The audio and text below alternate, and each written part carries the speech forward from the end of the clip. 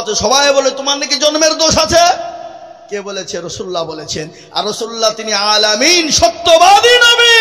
ওটা বিশ্বের বেঈমানরা, কাফেররা, তারা মক্কার জমিনে তারাও জানতো ইনি হলেন সত্যবাদী নবী, আখেরি নবী, সত্যিকারী নবী, দয়ার নবী, আল্লাহর প্রিয়তর রাসূল। কাফেররা পর্যন্ত জানতো।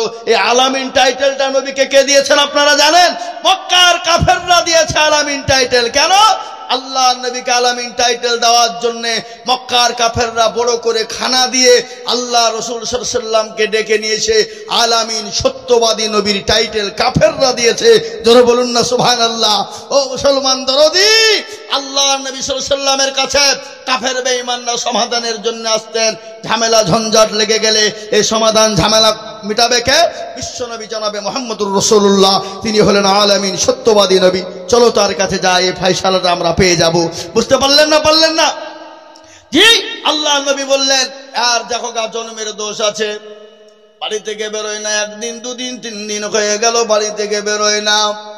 মা বলছে বেটা ও ওয়ালিদ বিন মুগিরা, কি ব্যাপার তুমি কেন বাড়ি থেকে বের হও না? কি হয়েছে? তোমার মনটা তো ভালো না।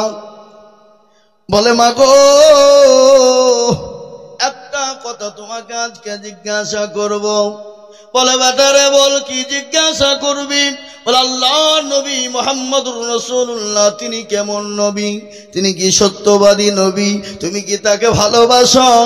সঙ্গে সঙ্গে মা বললেন আমি তো মুশরিক, আমি তো মুসলমান নয়, কিন্তু তিনি সত্যবাদী নবী, তিনি হলেন আলামিন, তিনি হলেন রহমাতুল লিল আলামিন, আমি তাকে প্রচন্ড ভালোবাসি।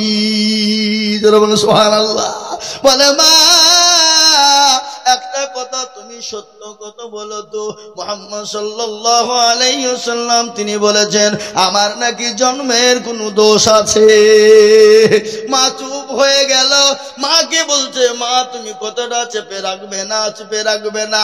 বলে মা গো তুমি আমাকে বলো আমার জন্মের নাকি কোনো দোষ রয়েছে? ওয়ালিদ বিন মুগিরার মা কিছুক্ষণ পরে বলল বাবা রে সত্যি তোমার জন্মের দোষ আছে। বলে মা গো আমার কি করে জন্মের দোষ হয়ে গেল? বলে বেটা একদিন তোমার বাপ মারা গিয়েছিল, তখন তুমি দুনিয়ার জমিনে আসনি, তুমি আমার গর্ভেও আসনি। তোমার আব্বা জান মারা গিয়েছিল, পিট পিট পিট পিট পিট পিট করে পানি হচ্ছিল। সেই সময়তে তোমার চাচা আমার ঘরের ভিতরে ঢুকেছিল। সেই সময়তে আমার সঙ্গে তার সঙ্গে মিলন হয়েছিল। মিলনের কারণে তুমি জন্ম নিয়েছো। ও বেটা ওয়ালিদ বিন মুগিরা সঙ্গে সঙ্গে বলতে বুঝতে পারলেন তিনি তো নবী, তিনি তো মিথ্যা বলতে পারে না। আর নবীকে যারা গালি দেয় জানতে হবে তাদের জন্মের ঠিক না, তাদের জন্মের কোনো দোষ আছে। আল্লাহর নবী বললেন আল উলামা ওয়ারাসাতুল আম্বিয়া, যারা নবীর ওয়ারিসকে গালি দেয়, নবীর ওয়ারিসকে গালি দেয়, নবীর ওয়ারিস কারা? নবী বললেন আল উলামা ওয়ারাসাতুল আম্বিয়া, আমার ওয়ারিস ও তারা হলো উলামা সম্প্রদায়, আলেম সম্প্রদায়, মৌলবী সম্প্রদায়। খবরদার তোমরা আলেম উলামাকে গালি দিও না, আলেম উলামার সঙ্গে খারাপ ব্যবহার করো না। আর যদি আলেম উলামাকে গালি দাও তাহলে জানতে হবে তোমার জন্মের ভিতরে কোনো দোষ আছে। বুঝতে পারলেন না? পারলেন না? আমার কথা বলুন, কোরআন খুলুন। আমি গল্প করছি না আপনাদের সামনে। কোরআনে আল্লাহ বললেন মাস্টার, ডাক্তার, উকিল, জজ, ব্যারিস্টার, পয়সাওয়ালা, গাড়িওয়ালা, বাড়িওয়ালা, এমপি, এমএলএ, মন্ত্রী, প্রধানমন্ত্রী, মুখ্যমন্ত্রী, প্রধানমন্ত্রী, রাষ্ট্রপতির কথা আল্লাহ কোরআনে বলে নাই। আল্লাহ আমাদের মতো উলামাদেরকে বলে দিলেন ইন্নামা ইয়াখশাল্লাহ মিন ইবাদিহিল উলামা। পৃথিবীতে যদি আল্লাহকে কেউ ভয় করে তারা হলো আলেমেরা, তারা হলো উলামারা, তারা হলো আলেম সম্প্রদায়। আজ আল্লাহর নবী বললেন তুমি আলেম হও, যদি আলেম যদি না হতে পারো তালবে ইলম হও, তালবে ইলম যদি না হতে পারো তালবে ইলম আলেমের বন্ধু হও, আলেমের বন্ধু যদি না হতে পারো আলেমের দুশমনি করো না, ধ্বংস হয়ে যাবা, বরবাদ হয়ে যাবা। খবরদার আলেমের সঙ্গে বিরোধিতা করো না। এটা নবীজি সাল্লাল্লাহু আলাইহি ওয়াসাল্লাম বলেছেন। আল্লাহর নবী শোনালেন আর একটু ঘটনা। হযরত মাওলানা সাইদ সাহেব পালনপুরি রাহমাতুল্লাহ আলাইহি বলেছেন কেউ যদি আলেমের বিরোধিতা করে, আলেমকে গালি দেয়, তার বংশে 10 পিঢ়ি কোনো আলেম তৈরি হবে না, হবে না, হবে না, হবে না। আরো হযরতরা বলেছেন যে মারা গেছে তার কবরটা খুঁড়ে দেখো, তার মুখটা কিবলার দিকে নাই, পূর্ব দিকে হয়ে গেছে। আলেম বিদ্বেষী যারা, তাদের সম্পর্কে বলা হয়েছে। আজ আমি আপনাদেরকে বলতে চাই বন্ধুবর, আল্লাহ ওয়ালারা, এই আলেমদের অবদান একটু আপনাদেরকে শোনায়, বলবো না? বলবো না? কি গো, বলবো কি বলবো না? আলেমদের অবদান শুনে নেন। ভারতবর্ষের জমিনে ইংরেজ বেঈমান যারা এসেছিল, ইংরেজ ছিল না? ছিল না? ভারতবর্ষে মুসলমানরা কতদিন রাজত্ব করেছিল ভাই? 850 বছর। মুসলমানরা 850 বছর রাজত্ব করেছিল। আর ইংরেজ কত বছর করেছিল? 200 বছর। 200 বছরের জিন্দেগিতে ইংরেজ কি করেছিল? মুসলমানদের উপর আক্রমণ শুরু করে দিল। এই দেশ থেকে মুসলমানদেরকে ছিন্ন বিচ্ছিন্ন করে দেবে, দেশ থেকে তাড়িয়ে দেবে। আজ আমি আলেমদের সম্পর্কে বলি, আলেমরা জান নিয়েছে, আলেমরা কারো কোনোদিন জান নেয় না, কিন্তু আলেমরা জান দিয়েছে। দিয়েছে না দেয় নাই? জোরে বলুন। দিল্লির জমিনে লাহোর থেকে দিল্লি পর্যন্ত এমন কোন গাছ ছিল না মুসলমান আলেমদের কোনো গর্দান ঝোলানো ছিল না। 1 নয় 2 নয়, 57,000 উলামা দিল্লির জমিনে গর্দান ঝুলিয়ে দিয়েছে। ইংরেজের মোকাবিলা করতে গিয়ে, ইংরেজের বিরোধিতা করতে গিয়ে 57,000 উলামা ইংরেজের মোকাবিলা করতে গিয়ে তারা গর্দান ঝুলিয়ে দিয়েছে। দিল্লি থেকে লাহোর পর্যন্ত এমন কোন গাছ ছিল না যে গাছে মুসলমানদের আলেমদের গর্দান ঝোলানো ছিল না। আজ আমি আপনাদেরকে বলি, যখন ইংরেজের সঙ্গে যুদ্ধ ঘোষণা হয়ে গেল, সবাই পালিয়ে গেল। হযরত মাওলানা হিফজুর রহমান হোসেন আহমেদ মাদানী জি আজিদ দেহলভী রহমতুল্লাহ আলাইহি থেকে নিয়ে শাইখুল হিন্দ রহমতুল্লাহ আলাইহি পর্যন্ত হযরত মাওলানা আবুল কালাম আজাদ দিল্লির জামে মসজিদে দাঁড়িয়ে তিনি জুম্মার দিন, জুম্মার পরে বয়ান করে বললেন, ও মুসলমানেরা, তোমরা যে ভারত ছেড়ে পালিয়ে যেতে চাইছো, যে আল্লাহ বাংলাদেশে আছে, যে আল্লাহ পাকিস্তানে আছে, সে আল্লাহ কি ভারতের আসমানে নেই? সে আল্লাহ কি ভারতে নেই? তোমরা আজকে দেশ ছেড়ে চলে যাবা, তোমাদের বাপ দাদার ধর্মগুলা মসজিদ গুলানে আজান দিবে কারা? তোমাদের বাপ দাদার কবর গুলা জিয়ারত করবে কারা? সেই দিন মুসলমানেরা এক বাক্যে উচ্চ স্বরে বলেছিলেন, নারায়ে তাকবীর, আল্লাহু আকবার, মাওলানা আবুল কালাম আজাদ, আমরা জীবন দিতে প্রস্তুত, কিন্তু এই ভারতের মাটি ছেড়ে আমরা যেতে প্রস্তুত নয়। যারা বলো নারায়ে তাকবীর। এই ছিল মুসলমানদের অবদান, এটা ছিল আলেমদের অবদান, এটা হলো উলামাদের অবদান। আজকে উলামাদের অবদান জানতে চাও?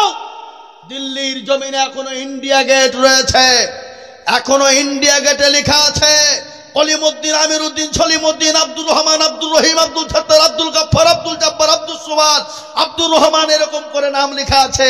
যাও দিল্লির ইন্ডিয়া গেটে দেখো, 395 জন আলেমের নাম লেখা আছে। ওই দিল্লির ইন্ডিয়া গেটে তারা উলামারা ছিল, আলেমেরা ছিল। এটা তোমরা জানো না। ইতিহাস আমাদের ছেলেদেরকে পড়ানো হয় না। এখন আমাদের ইতিহাসে পড়া হয় হাট্টিমা টিম টিম তারা মাঠে পারে ডিম, তাদের খাড়া দুটো সিং। কি বুঝছেন আপনারা বলুন? হ্যাঁ, আয়ে ওয়ে অজাগর আসতে তেড়ে, আয়ে আমটি আমি খাবো পেড়ে।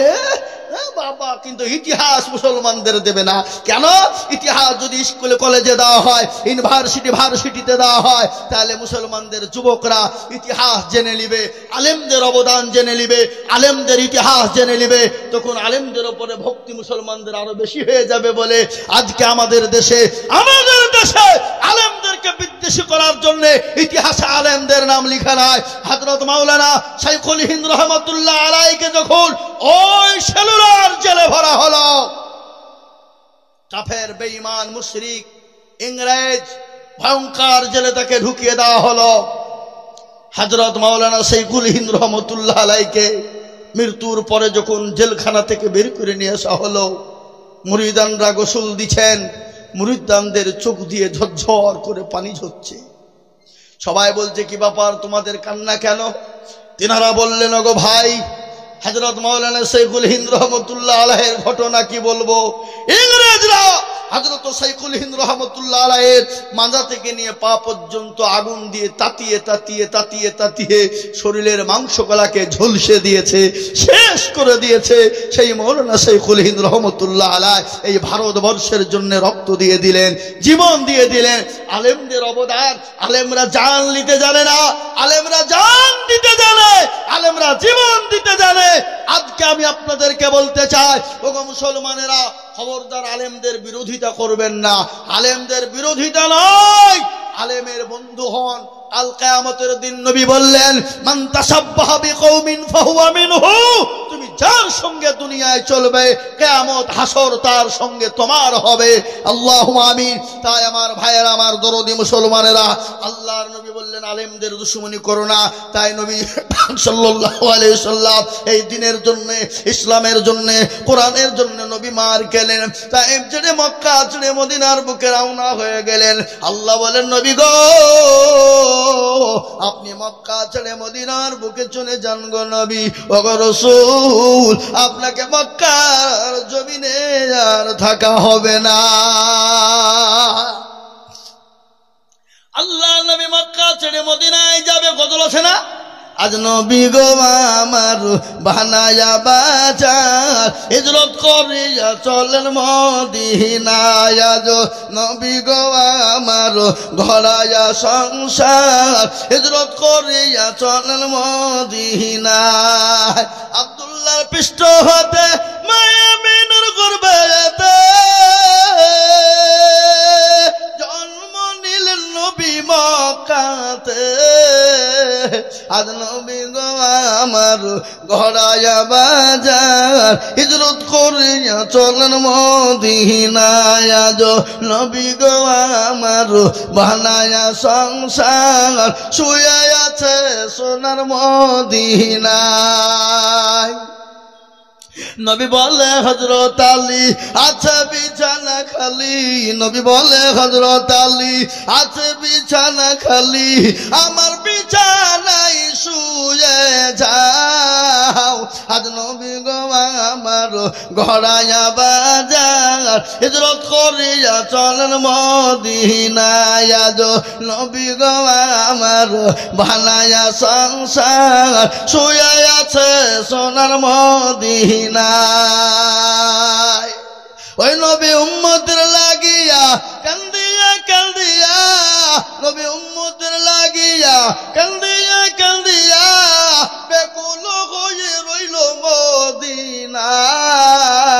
আজ নবী গো আমার ঘরায়া বাজার, শুয়ে আছে সোনার মদিনায়। আজ নবী গো আমার বানায়া বাজার, হিজরত করিয়া চলেন মদিনায়। ওই নবীর নামে দুরূদ পড়িলে, ওই নবীর নামে দুরূদ পড়িলে হাবিয়ে দুচোখ নিভে যায়। আজ নবী গো আমার ঘরায়া বাজার, হিজরত করিয়া চলেন মদিনায়। মুসলমান দরদি, নবী আমার মক্কা ছেড়ে মদিনার পথে যাবে। বড় লম্বা কাহিনী বাপ, বিরাট বড় ঘটনা রে বাবা। এ ঘটনা বলতে গেলে ঘন্টার পর ঘন্টা কেটে যাবে, কিন্তু এ ঘটনা কিন্তু ফুরানো যাবে না, ফুরাবে না। আজ আমি আপনাদেরকে বলবো, রুমিপুরের মুসলমানেরা, এলাকার বাপজিরা, ও দরদি মুসলমানেরা, আমার ভাইয়েরা, আল্লাহ ওয়ালারা, আল্লাহর নবী মার খেলেন। খালি নবীজি মার নয়, সাহাবারা পর্যন্ত বিবিকে বিবাহ করেছেন, সন্তানকে এতিম করেছেন, জীবন উৎসর্গ করে দিয়েছেন। আল্লাহ নবীর সাহাবারা জীবন রক্ত উৎসর্গ করে দিলেন। কিসের জন্য? দিনের জন্য, ইসলামের জন্য, কোরআনের জন্য, আল্লাহর দিনকে হেফাজতের জন্য। তাই আমি আপনাদেরকে বলবো, ও মুসলমান দরদিরে আমার ভাইয়েরা, আজকে গোটা ওয়ার্ল্ডে চাইছে মসজিদ থুবে না, মাদ্রাসা থুবে না, কোরআন থুবে না, ইসলাম থুবে না, দিন থুবে না, মুসলমান থুবে না। কিন্তু আমি আপনাদেরকে বলবো, বেঈমানরা যদি চেষ্টা করুক না কেন, ইসলামের ক্ষতি করতে পারবে না। একটু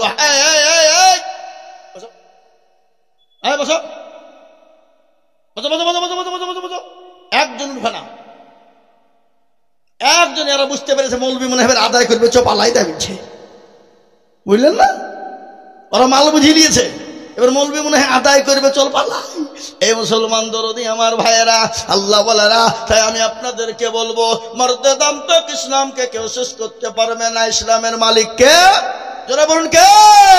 আল্লাহ কোরআনে বলেছেন, ইন্না দীনা ইনদাল্লাহিল ইসলাম, আল্লাহর কাছে মানিত ধর্ম একটা, যে ধর্মটার নাম হলো ইসলাম। একবার চিল্লিয়ে হাত উঁচু করে বলবেন, হুজুর আমরা বলছি পৃথিবী যতদিন থাকবে ইসলাম ততদিন জিন্দা থাকবে। জোরে বলুন ইনশাআল্লাহ। তুলুন নামাজ। অনেকে বুঝতে পেরেছে তুললে বিপদ, কিন্তু বাবা তুললে বিপদ নয় বাবজি, যে তুলবে সে জিতবে, যে তুললো না সে কি হইল? হেরে গেল নাকি? রুমিপুরের লোক বড় চালাক বটে বাবা। বদনা বোঝেন না? বদনা, এই বদনা বোঝেন না? বদনায় করে পানি নিয়ে মাঠে গেলছে কি করতে? পায়খানা করবো বলে। পায়খানা করে পানি খরচ করতে গিয়ে দেখছে পানি কি হইল রে, বদনা ফুটু সব পড়েছে। বলছে আরে আজ পর্যন্ত কেউ ঠকাতে পারলো না, কাল আজিজুল হক পারেনি, আজকে বদনা ঠকিয়ে ফেললি, দাদা কাল কি করে ঠকাস দেখবো। ও আবার তারপরের দিন বদনা করে পানি নিয়ে বলছে আজকে আগে পানি খরচ করব, তারপরে পায়খানা ফিরবো। এই বলেন তার ঠকলো না জিতলো? ঠকল। তো যারা হাত তুললো তারা জিতলো, যারা তুললো না তারা ঠকে গেল। ওরা মনে হয় কেউ দেখতে পাবে না, কিন্তু যেটা কেউ দেখে না কে দেখে, যেটা কেউ জানে না কে জানে, যেটা কেউ বুঝে না কে বুঝে, যেটা কেউ শোনে না কে শোনে। সবাই বলে আমি ভালো, আমি জানি কি আমার মানের গোপন খবর জানে আল্লাহ জি। আলোতে আধারে নির্জনেতে কোথা কি করেছ তুমি সব জানে সে, তাহারি চোখে থেকে যাবে না ফাঁকি, আমি জানি কি। সকলকে ফাঁকি দেওয়া যাবে, কিন্তু আমার আল্লাহকে ফাঁকি দেওয়া যাবে না। আমার আল্লাহকে ফাঁকি দেওয়া যাবে না। আমার আল্লাহর সঙ্গে চালাকি চলবে না, আমার আল্লাহর সঙ্গে গাদ্দারি চলবে না। তাই আমি আর একবার আপনাদেরকে বলবো, বেঈমানরা যতই চেষ্টা করুক না কেন ইসলামের কেউ ক্ষতি করতে পারবে না। একটু হাতটা আর একবার উঁচু করে বলুন ইনশাআল্লাহ। নামাজ এটা আমি গল্প নয়, কোরআন খুলুন। আল্লাহ বললেন আল ইয়াউমা নাখতিমু আলা